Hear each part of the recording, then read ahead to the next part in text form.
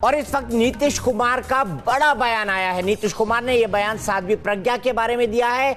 उनका यह कहना है कि महात्मा गांधी का अपमान बर्दाश्त नहीं करूंगा। साथ ही साथ उन्होंने यह भी कहा है कि साध्वी प्रज्ञा के बारे में क्या करना है ये भारतीय जनता पार्टी डिसाइड करे। हमारे वरिष्ठ सहयोगी मनोज सिन्हा जी हमारे साथ हैं, माफ कीजिएगा मनोज गहरोला जी हमारे साथ हैं। मनोज जी, आपसे जानना चाहूंगा क्या करेंगे अब साध्वी प्रज्ञा के बारे में, लेकिन उससे पहले सुन लेते हैं नीतीश कुमार ने क्या कुछ कहा है। बापू राष्ट्रपिता और कोई गोडसे के बारे में कोई इस तरह की बात करेगा तो पूरे देश में किसी भी व्यक्ति बीजेपी पार्टी से निकाल क्यों नहीं रही उनको, केवल माफी मंगवा रही है। इसका नुकसान अंदरूनी मामला है, लेकिन जहां तक सवाल है देश का या हम लोगों की सोच का सवाल है, प्रश्न ही नहीं पैदा होता इस तरह की बात को हम लोग कोई एक व्यक्ति क्या बोला तो उस पर रिएक्शन देना, एक्शन लेना पार्टी का काम, लेकिन जहां तक किसी भी व्यक्ति का इस तरह का विचार है ये हम लोगों के लिए बर्दाश्त नहीं। सीधे चलते हैं हमारे सहयोगी रजनीश सिन्हा के पास। रजनीश, क्या कोई सुगबुगाहट जनता दल यू के अंदर कि वो प्रत्यक्ष या अप्रत्यक्ष रूप से दबाव डाले कि साध्वी प्रज्ञा के खिलाफ अनुशासनात्मक कार्रवाई हो?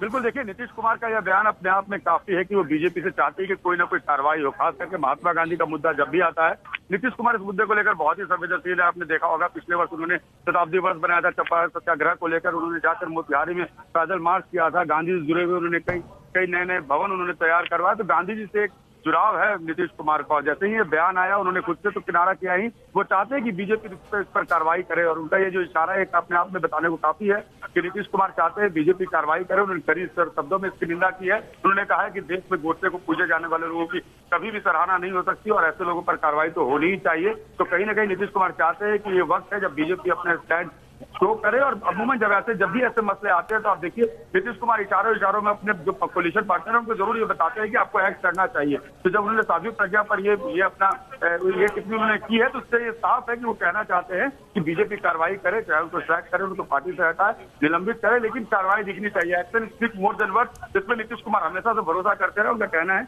एक्शन दिखना चाहिए। जी मनोज जी, एक्शन होगा? विचार हैं, यही विचार प्रधानमंत्री नरेंद्र मोदी जी के भी हैं। ये तो नरेंद्र मोदी जी का पिछले 5 साल का एफर्ट है कि वो महात्मा गांधी को आरएसएस बीजेपी का एक बहुत बड़ा आइकॉन बनाना चाहते हैं। आपने देखा होगा कि इस सरकार की जो पहली स्कीम थी स्वच्छ भारत, उसको जब उन्होंने लॉन्च किया था तो कहा था कि हम महात्मा गांधी के सपनों को पूरा करना चाहते हैं।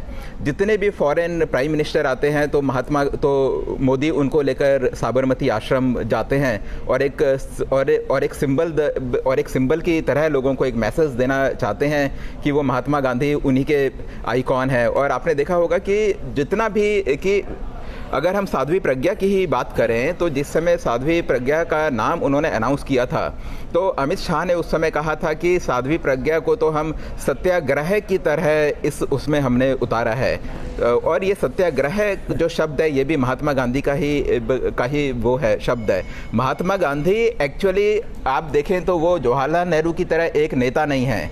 महात्मा गांधी का जो स्टेचर है वो उनसे कहीं ज़्यादा ऊपर है। वो राष्ट्रपिता है और वो करीब करीब एक भगवान के, एक देवता की तरह उनकी लोगों के मन में जो भावना है वो एक देवता की तरह है। और भारतीय जनता पार्टी आरएसएस जिनके पास आइकॉन्स की पहले कमी थी, प्री इंडिपेंडेंस आइकॉन जिनके पास थे नहीं, वो धीरे धीरे उनकी कोशिश रही है कि सरदार पटेल और बाकी ये पंडित मदन मोहन मालवीय जो भी कांग्रेस के आइकॉन थे, बाबा साहब अम्बेडकर, हाँ जी आपने ठीक बोला, तो ये सारे के सारे आइकॉन्स हैं, उनको वो बीजेपी और आरएसएस के आइकॉन्स बनाए। तो इसमें सबसे ज़्यादा मेहनत उन्होंने महात्मा गांधी को आइकॉन बनाने में करी। और साध्वी प्रज्ञा जैसे जो फ्रिंज एलिमेंट्स हैं जो कि भारतीय जनता पार्टी में रातों रात वो डिसाइड करके लेके आते हैं एक पर्टिकुलर पर्पस के लिए, अगर ऐसे लोग कुछ ऐसा बयान दें तो उनकी 5 साल की मेहनत और आरएसएस की जो पिछले 20 साल की मेहनत है उस पर काफ़ी ज़्यादा उसको नुकसान होता है, उस पर पानी फिर जाता है।